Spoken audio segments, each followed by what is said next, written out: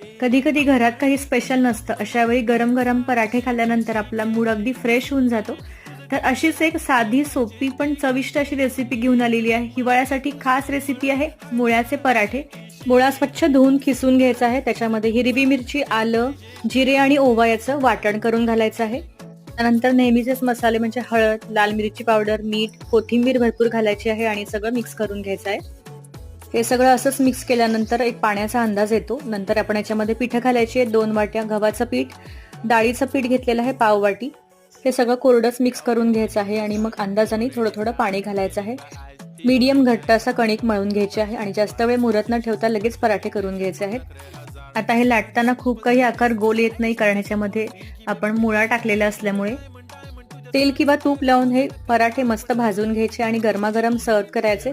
तुम्ही डब्यामध्ये सुद्धा देऊ शकता. अतिशय छान लागतात, अप्रतिम अशी चव लागते. तर नक्की करून बघा.